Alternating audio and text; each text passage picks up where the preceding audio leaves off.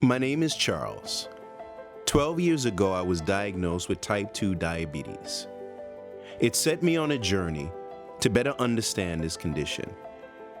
It's taken me around the world as I hope to change not only my life, but others living with this disease.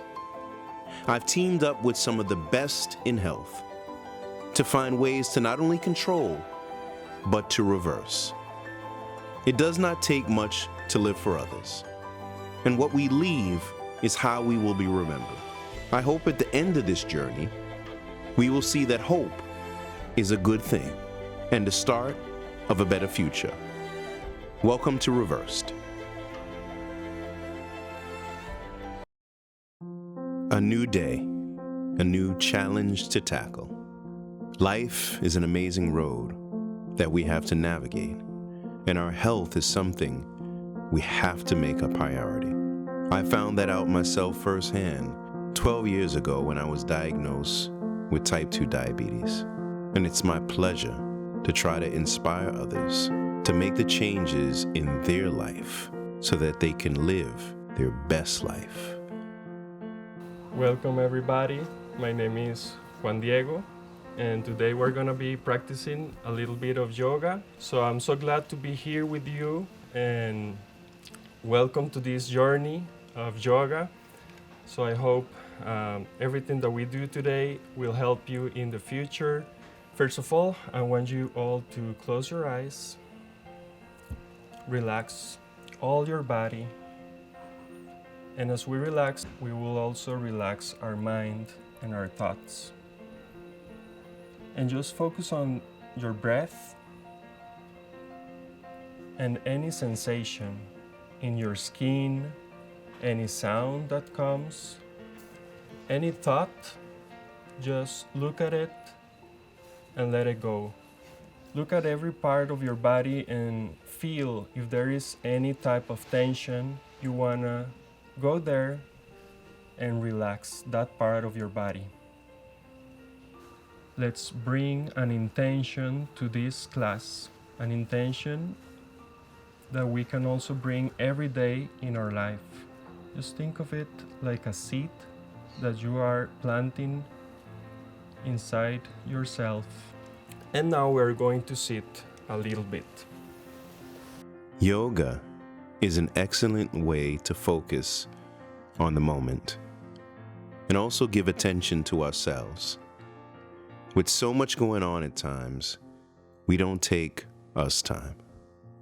I wanted the guests to be able to use yoga to break away from the daily issues and to use this as a tool to focus on themselves and grow in mind and body.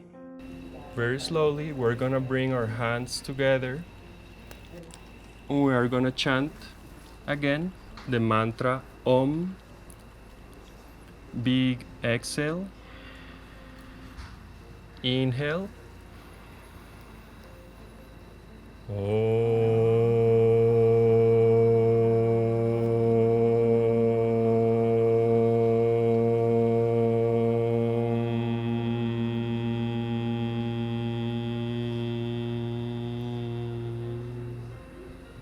Namaste. Namaste. Thank you so much for joining Thank you. for this little practice and meditation. So I hope to see you guys again soon. Namaste. Okay, you all, I am so excited to be able to introduce to you the Carb Manager app. Now, we've been talking about empowerment, about giving you tools in your arsenal. This is another tool for you, and it's going to be very powerful because you're able to track your biomarkers, track your recipe, your foods, and also your macros. Now, I had a thought. Do you guys know what macros is? Cookies. Okay. Not macaroons, macros. So macros, some people love them, some people don't utilize them, but basically macros takes your total caloric content and breaks it down. It goes through your biomarkers, your height, your weight, your age, and then it calculates for you how many carbs, protein, fat, breaks it down. Our goal, all of us, is to give you as much information, as many tools as we can. So I can't think of a more powerful empowerment tool for you all. So sit back and watch. Let's take a look. Hi there, Mylene here with Carb Manager. We are so excited to join you on your journey toward better health in Season 2 of Reversed and beyond. Research suggests that a ketogenic diet can be a powerful ally in improving and even reversing type 2 diabetes. We won't go too deep into the science here, but many researchers believe that keto combats diabetes by improving insulin sensitivity, reducing abdominal fat, and lowering inflammation. In addition to tools for managing your keto diet, the Carb Manager app also includes a suite of tools specifically designed to manage diabetes and guide your journey back to metabolic health. These tools include the ability to track and set goals for biomarkers like insulin, blood glucose, and ketones, calculate your glucose ketone index or GKI, toggle on diabetes carb tracking, and sync data automatically with devices like Keto Mojo. If you've already downloaded the app, then congrats on taking the first step towards better health. As a bonus, we've automatically upgraded you to a full year of Carb Manager Premium. We're so excited to be working with you on Reversed Season 2 and would like to officially welcome you to the Carb Manager family. Happy carb tracking! So as you can see, this is just an amazing tool. Now, what I would say for you guys when you first start, macros are really important for you to understand at least what your parameters are. Now, if it's going to stall you and you're not going to do it because you don't want to go through all of that, then that's your choice. But use the macros in the beginning because it's extremely, and they make it so easy for you to just scan something and put it in. Looking through it and just kind of playing around with it, it was so simple. And I know, like, busy lifestyles, it's just like sometimes it can feel very overwhelming. Mm-hmm. Yeah. But this is like it has the recipes, it has like a shopping list. Bingo. And that is it. And so everything. for somebody like you, Lisa, who doesn't like to dive into some people are geeks and they just want to know everything. You really not so much, but what this will help is it breaks it down for you. It does it all for you, so you don't have to sit there. Some people calculate seriously on paper and try to figure it all out. The beauty of Carb Manager is it actually does it for you automatically, and that's what we're trying to do. And we're excited because it's integrating with Keto Mojo, so it will automatically draw in the glucose, ketone, GKI. So our goal as companies out here, the ones that care, are to work together so that we can give you everything you need. And that's the key. That's awesome. Integration and sharing information, and that's all it's about. That's why we're all here. So thank you, Carb Manager. Thank you guys. And again, we're here to answer any questions you have.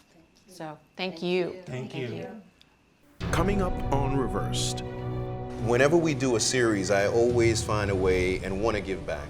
I do want everybody to know, like, this is awesome. Like, they have playgrounds and stuff. Like, oh, man.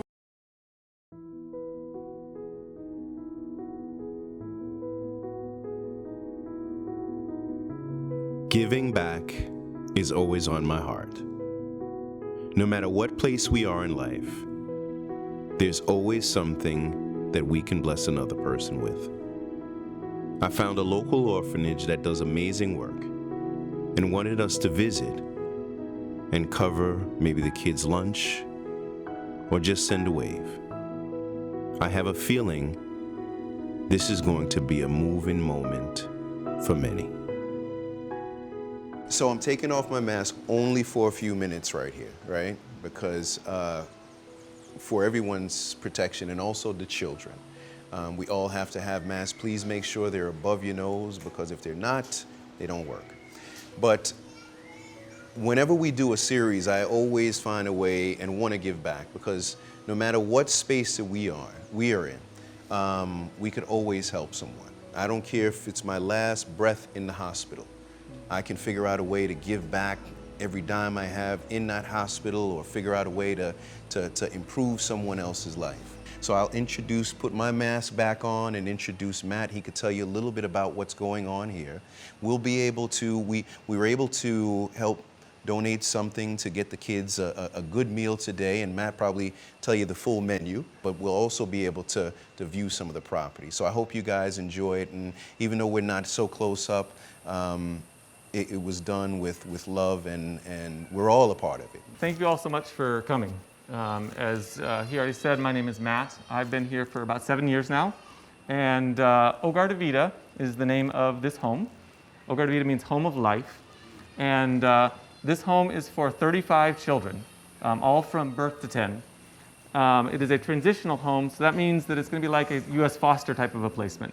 So the children are placed here by PANI, which is your Costa Rican welfare services, your child welfare services.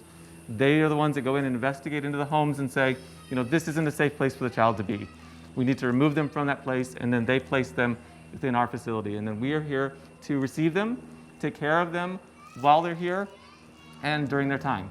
Some of them may be here for a few months, some of them may be here for a few years. Just like in the foster system, it can take a while to go through the process. Sometimes they are able to be reunited with their biological family, depending on their progress as parents, you know, if they've been able to address the issues that cause the children to be removed from the home. I've actually personally never been to an orphanage, and it's very, very humbling to experience such beauty and hospitality. I mean, when I first came today, it was so heartwarming seeing the kids sitting there, seeing them interact and have a home just for safety, for love, for protection. It's really an experience. I'm so glad you guys are here today. It's awesome to have you guys come visit and be a part of us and what we get to do. And what's interesting here today is, I know this probably hits home to a few people, because we have some folks who have been adopted, right, and come from adopted home. I think Asa comes from an adoption background, so. It really, it touches my heart. I mean, when I lay foot on a place like this, I look at the value and the life and the love that I was given. That someone like yourself took me at a small age and cared enough to love me, right? When maybe I wasn't in a good situation. And then a system like yours allowed two people to come in and adopt me and give me probably the greatest life anybody could ever pray or dream for. Mm-hmm. Having lived for a short time in an orphanage under foster care, I was in a place, I know where these kids, I know where they come from. I know what they're feeling. I know what their go-through is, what their hopes are. And I was very blessed and very fortunate to have two amazing parents that adopted me and took me into their home and loved me as their own. Not everybody has that opportunity. So to be in a place like this in Costa Rica and to go and just share and to give and to support an orphanage like that, for me, it's life-changing. I also want to It's a big deal. Both of my children are from a place like this, but this is beautiful. Yes. This is really nice. Very emotional. But to see playgrounds, and they sound so happy. That it's just, thank you. But I do want everybody to know, like, this is awesome. Like, they have playgrounds and stuff. Like, oh man, we didn't have any of this. They did love them. You could tell the nannies and everybody that worked there loved them. But it's just neat to see that you really have a lot of things to let them be children. So thank you. You're welcome. It is a big blessing. It is something that is not very common. You know, we do have 8 acres of property with space for the kids to run, and that's just, you know, a gift from God, because there are a lot of homes that don't have that opportunity. And you realize even more right now with COVID and all the stuff that's going on, and you know, the kids here can't really leave the property, or haven't been for most of the year. You know, normally we do lots of outings, we go to, you know, the beach or those things regularly to get them out and to be part of the community and be part of those things. But all that's been closed down. So it's only just now this year, just starting now, that they can go back to school again and get out a little bit. Yeah. You know, this is what children need, man, especially ones who have been displaced, you know. So I really thank you, Matt. Like I said, for me, it's not about doing a TV show. It's not about it's really, that's my heart, you know. And so I'm glad to be here. Anything I could do to help in the future, just let me know. Thank you.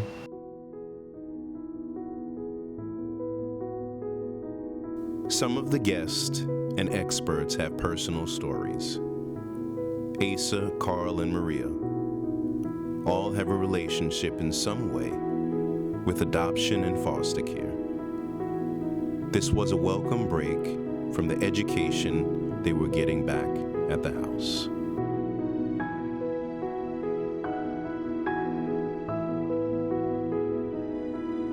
Coming up on Reversed. I have a protein noodle lasagna for you that's so easy, you're gonna wanna make all of this. It's been a joy. And so Dr. Fung, you are our guru over here. Aloha, my keto friends. Now, Lisa, yesterday I believe it was, you said, I love lasagna. Oh, yes, And I said, do. I have a recipe for you, my friends, because I love lasagna too. Wonderful. So, I have a protein noodle lasagna for you that's so easy, you're gonna wanna make all of this. Now, I have the Mama Maria's sauce here. Oh, that looks delicious. And again, I made a huge batch of it, so, I mean, my kids like to just eat this. So we're just gonna start layering the bottom of your casserole dish with the Mama Maria's sauce, all right? And then you need lots of mozzarella, you need some Parmesan, you need some cottage cheese or ricotta. Oh, ricotta. Ricotta. I think that I gave them the tools and the knowledge on how to go home and make these things so they can be successful. Because these foods are not very difficult to make. And they are delicious. I think they really, really enjoyed them. This is the way my family eats. I have a 10 and 11-year-old, and they've eaten this way their whole life. And then you need your protein noodles, all right? So after you have a layer of your meat sauce in the bottom, you're gonna grab these really thin slices of turkey or chicken. Once you have a nice layer of that, then you're gonna do a layer of ricotta or cottage cheese. And you just, repeat these layers after you have a nice layer going on. And you think about like when you're in keto, you're like, okay, they're gonna take away this, they're gonna take away that. But this is an example of you still can have lasagna.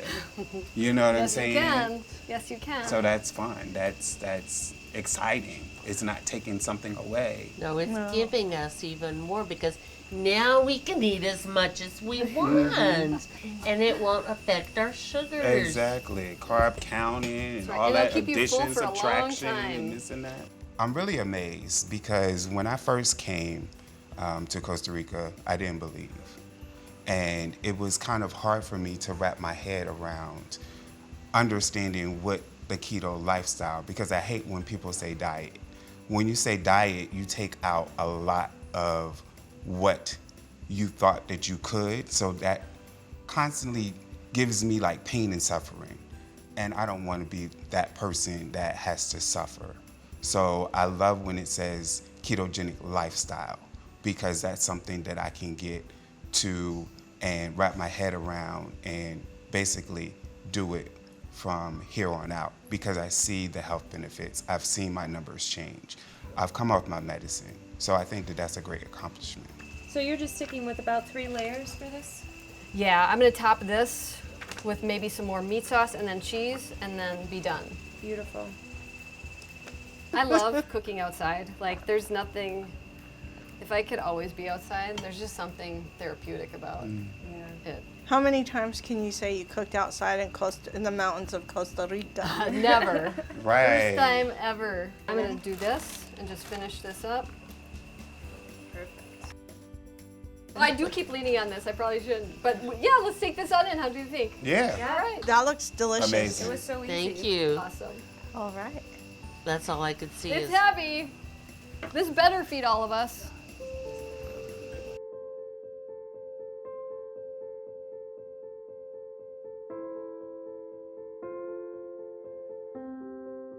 So I'm really excited about this scene right here. A few years ago when I was doing a film called The Diabetic You. We shot that around the world. I wanted to learn about this whole intermittent fasting thing. It was brand new to me. So I found this doctor online, and come to find out this is like the premier doctor in intermittent fasting, a guru. So Dr. Fung, you are our guru over here. Everyone is so excited to have you. We've got some of the other superstars out here in keto and health, and on all the guests from the show. So I would love if you just take it away and introduce yourself and get into intermittent fasting and diabetes and give them the 101 on what they need to know about keto and intermittent fasting. Sure. So I'm Dr. Jason Fung. I'm a kidney specialist. So if you think about type 2 diabetes, the disease is actually very simple. Your body has too much sugar. That's it. It's not just in the blood, it's in your whole body, because you are able to take the sugar from your blood and store it in your liver, and you can store it on all kinds of ways. So if you have too much sugar in your body, then really, in order to reverse type 2 diabetes, you really only need to do one of two things. One is put less sugar in your body, or two, let your body burn it off. And that's it. That's all you need to know. If you think about it, it's an excess of energy. It's not too little energy, because people say, oh, you should eat 10 times a day. It's like, why would you want to do that? What you do when you fast is you simply extend the period of time that you're not eating.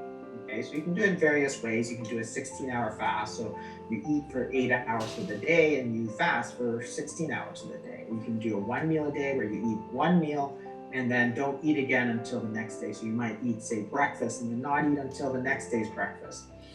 And during that time, what you're doing is you're simply allowing your body time to burn off all that glucose. That glucose that's making you sick and giving you type 2 diabetes.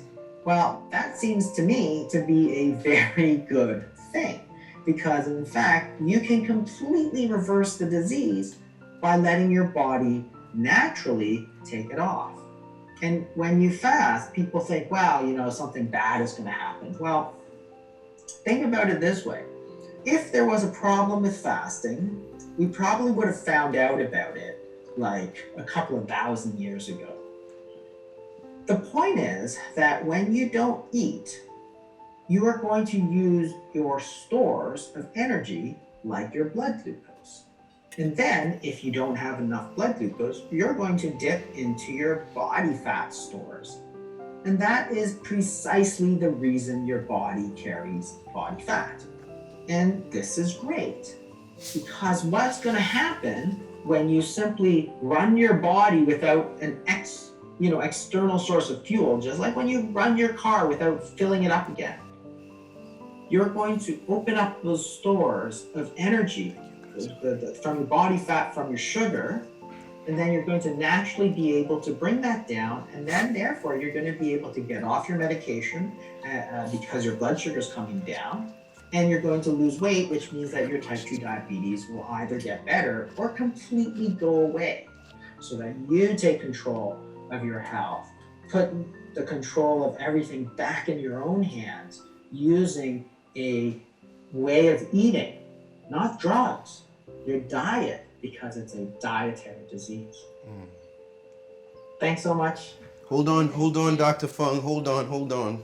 We thank you so much, and we'll follow up with you, and we have a lot to work on over the next couple of days, and we know that this information was just beyond valuable. Thank you so much, Dr. Fung. All right, thank you. Bye-bye. Coming up on Reversed. I've seen so many of the effects. Sure. I even had an aunt that had dialysis. So let's do the chocolate. Salud. So Jana, why don't we just maybe pick off where we left off yesterday? I know you were talking a little bit about your family history with diabetes. Yeah, so I was asking if when I first learned about diabetes, if it was genetic, because my family, I come from a line of diabetics. starting with my grandparents on both sides of my mother and father's side. And then my mom and dad both had diabetes, aunts and uncles. My uncle was an amputee. He had, many amputations over the years. So that's why I say it's, generations of having diabetes. I've seen so many of the effects. Sure. I even had an aunt that had dialysis, kidney, Yeah. to the Renal point failure. till the point, that she passed away from that as well. So the reason I'm on, that I reversed is so important to me is because I want to break that cycle. Right. And I think it's a life changer if I can make that happen. When it comes to making these changes with the lifestyle, with taking control of your health, sometimes people may not be so accepting. We saw that. Some people might say, you're not doing it the right way. With the idea of seeing those effects in your family, and you talk about the generational piece, what was it like growing up to see that? Like, what was going on that affected you maybe emotionally? Like, what was it, because to see family members go, that's pretty traumatic. It is, but at the same time, now this is going to sound kind of maybe cold-hearted, but it was accepted. It was a normal part of, it's diabetes. Right. And so we accepted it. And looking back, I look at the cultural food that we ate, flour tortillas, potatoes, meat, and then as ages go on, my diet changed. So I think what you're talking about here is putting together these elements of lifestyle, mindset, and of course the idea of taking action, right? Yes. Taking action, because there's this thing called the stages of change, right? And you're kind of right now, you're in that kind of like that preparation stage, but you're basically right now, you're really transitioning to the action stage, which really is, I would say, when the rubber hits the road. Yeah. And that's when you really begin to apply what you've learned, and that's what it takes. And then eventually, after, say several months, 6 months, you get really into the groove, that's when you get into this maintenance stage. That's when things start to kind of perpetuate themselves naturally. You're doing things almost, I won't say without thinking about it, just becomes more of your regular routine. And that's when it gets easier. So it's the idea of breaking habits, the same kind of thing. When you change it long enough, you're going to find that it's easier to do. Yes, and I have so many family members that are following my journey and supporting me in that sense. My daughters, if they see, what the end results are, and not, and it's never an end result, but it will be as far as some results, positive results. They're going to have a better outlook and know, wow, she said that there had to be a better way. Right. Yeah. So I know that that's on my shoulders, and I'm going to deliver. Right. So that's wonderful. Yeah. Well, I'm so glad we had a chance to talk, and that it really seems like you're on your way. Thank you. I really believe that. It's been a pleasure. And I think, let's keep it moving. Let's keep it going. Absolutely.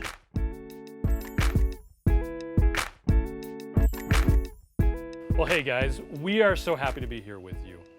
So I'm Chris, and I'm Miriam.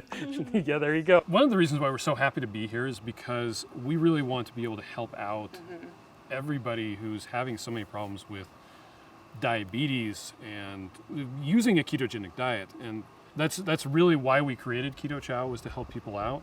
I guess we can start with the electrolytes. Dr. Barry helped us develop this one. That's why his ugly mug is on the back. But I think what it actually was is he got tired of taking so many different supplements. He just said, hey, Keto Chow guys, can you make me one that has all of this? So we made it. We also have fasting drops. You guys know Dr. Jason Fung now? Hey, it's actually really good for extended fasting, which is something that you may get into as you go along, or hey, maybe not. But our main thing that we made, that's actually how this all started. Don't get me wrong, I will absolutely say that the best way to do a keto diet is to learn to cook and do whole natural foods. That's the best way to do it. Some of us don't have time to do that. And I just need something that I can grab and go. And that's actually where the keto chow, well, it's meal replacement shake came up. Anyway, I'm just gonna show you how to mix it up. So you guys will all have one of these, but it's just a blender bottle. Because we're here in Costa Rica, we're gonna be using crema de leche. And I'm just to make things easy, I'm gonna put 4 ounces in, which it'll make, on the back of the thing, it talks about how much, there we go, how many calories you get. It's around 500 calories if you use 4 ounces of heavy cream. So I'm gonna put in orange cream and mix it up. Oh my God. That was awesome. Okay, so I've got the fat. I'm going to add Oh geez. the keto chow. And then it just needs water from my super handy jug. And you can add more or less water to make it thicker or thinner. You gotta shake it like a crazy person. So that's it. This is breakfast or lunch. Or you could make 2 of them, breakfast and lunch. They keep up to 6 days in the fridge. So let's do the chocolate. Look how cute that is. Yeah. Cool. Salud, guys. Salud, salud. Lisa. I'm so excited. I'm sorry. I'm saluting myself. Do you want this one? Okay. Oh. Thank you so much. Thank you so You're very much. welcome. And I'm clapping with my glass. Thanks, guys. Thank you.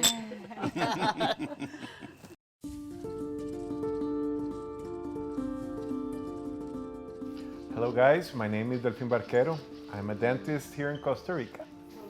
Hello, I'm honored to be with you guys. Charles invited me. Y lo más importante, yo soy un paciente diabético tipo 2 que logró revertir su condición y he logrado personalmente cambios impresionantes. Me siento más joven que nunca, me siento con energía, pero sobre todo siento que tengo la responsabilidad de llevar esto a muchísimas personas. So this is why I have passion with my patients, because I feel what you feel every day. Sometimes people do not realize how close oral hygiene is related to diabetes. This is something that you have to understand, because as you already know, meal frequency affects your sugar levels. I found that a lot of people started having improvements in their diabetic level, because when you start taking care of your mouth, if you have gum disease, your blood levels, I mean your A1C will go down immediately. It is magical. Why? Because you know that gum disease is an inflammatory disease. And what does sugar produces? Now you know. And this is kind of funny, because nobody believes me, but the most contaminated area of our bodies is not you know where, it's your mouth. Bacteria in our mouth, in our oral cavity, are so dangerous. Those bacteria can produce cardiovascular disease. It can produce cancer in your esophagus, in your stomach, in your colon, in your pancreas. Tengo que explicar los efectos que tiene una mala salud oral, porque la periodontitis, que es la enfermedad de las encías, va de la mano con la diabetes. La periodontitis agrava la diabetes y la diabetes agrava la periodontitis, y esto es algo que normalmente no le ponemos atención. Or, for example, this is really important because, as you know, if we don't control ourselves, we will have cardiac issues, right?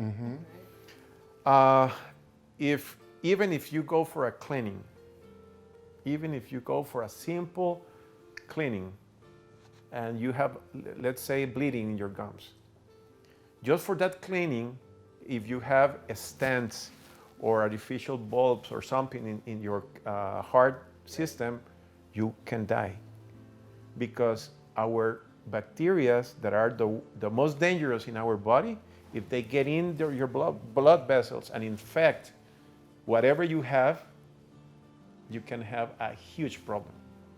So we need permission from your heart doctor just to perform a cleaning, because we can kill you. Now you have that tool to help your diabetes. dental stuff should be in your lifestyle. You cannot forget that. I am honored to be with you guys, and please, I'll be around. You will have my email, and we will connect. Please consider me a friend.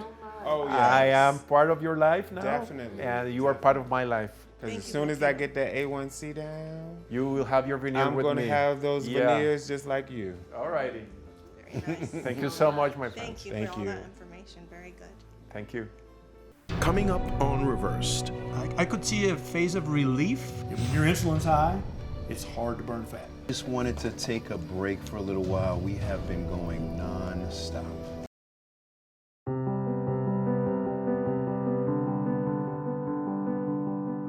Okay guys, after the explanation we had this afternoon from Jason Fung, who's the real expert in intermittent fasting, we're gonna take you through the technique, the actual technique. Well, you shouldn't, in my opinion, go and do a fast before your body is somehow adapted. And as you have seen, our body acts as a bank. If the bank is completely full, first you need to let it release some of the energy before you go into the fast, because sometimes if you go cold turkey from the beginning, you might feel some difficulties. I could see a phase of relief once they saw that doing fasting is not that hard, and especially the great effect how emptying your reserves can actually start a faster progress. It really depends on which is the best way for you not to eat. So I'll give you two examples. First example is where you skip your breakfast. So the last meal you had was your dinner the day before.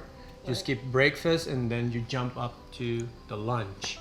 There's another option to make it 16 hours. And that is, you have your breakfast, you have your lunch, you skip your dinner, and your next meal is gonna be breakfast. Depending on how you feel, which is the better for you, that's the one that you will choose. A lot of people are afraid of fasting, right? They're like, oh, I've never actually not eaten in my life, right? And so, but all of you guys already fast. Every night when you're asleep. You fast for 6, 7, 8 hours every single night. And so this is a great strategy to do it. Another way that people find that really helps them a lot is to just add an hour on each end of their already existing sleep fast, right? And so don't eat an hour before you go to bed, and don't eat an hour after you wake up. Now that's a 10-hour fast. Do that for a day or two, get used to that, and then move in another hour. So you're restricting your time of eating, and you're expanding your time of fasting. So when you're fasting, you can drink water, obviously, always water. And a lot of people love to put a little salt in the water or some electrolyte drops, because that helps you. For many people, salt's like magic. A pinch of salt on your tongue, if you're starting to get hungry, hunger goes away. Okay, and that's perfectly safe, perfectly natural. A lot of people use that strategy, or put a little salt in the water, because what we're trying to do with the fast is keep your insulin level, your blood sugar level, and your insulin level as low normal as we can get them. Because what do you do when your insulin level's low? You burn fat. You burn fat. Okay, and when your insulin's high, it's hard to burn fat. Almost impossible. Okay, but when you fast for long enough, you burn up the glucose that Dr. Fung talked about in your blood, then you burn through your glycogen, which is stored glucose, and then if you fast for long enough, you start to burn fuel that's stored fat. Just because it's 9 a.m., or just because the entire family's sitting down to breakfast, or just because you're at a business meeting and everybody's having a snack, that doesn't mean you need to eat. You need to listen to your body. Look at your meter. If your blood sugar's high, you absolutely don't need to eat.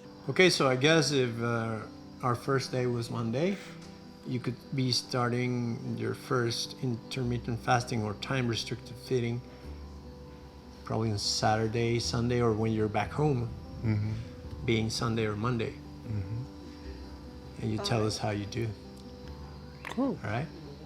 Okay. Cool. Thank you for that great Thank you. information. Sure. Thank You're you, welcome. guys.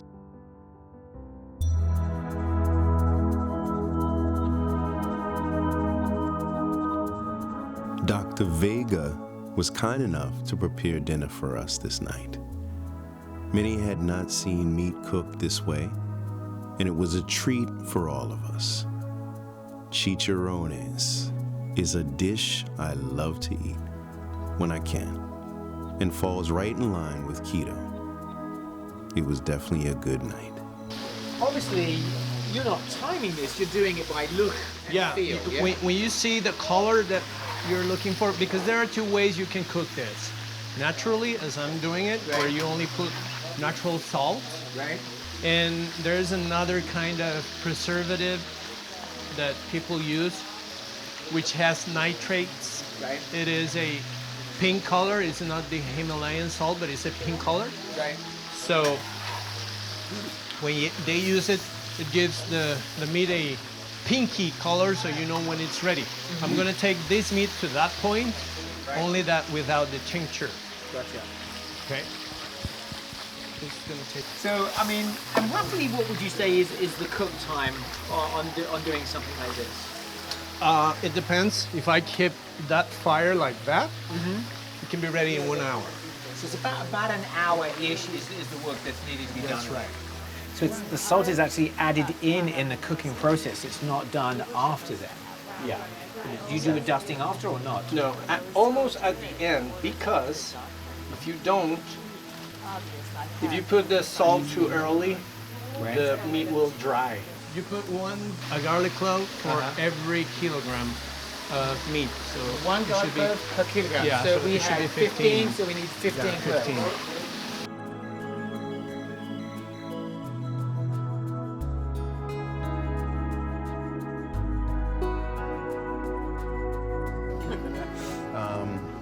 I just wanted to take a break for a little while. We have been going non-stop, but I just wanted to sit together, not worry about talking about diabetes or anything like that, and just enjoy each other. And Dr. Vega hooked us up with some chicharrones, and just tell them how you, number one, how you got started and why you got started. Well, I love pork. Is it pork belly or pork? What Oh, kind yeah. of pork? You can do either pork papada, it's called this area, okay, or pork belly. That's pork belly. What a way to finish a long night. Some healthy food, great conversations, and some dancing. Each day brings its own ups and downs, but I must say the energy is high and the path is clear. We are truly doing something we could all be proud of here.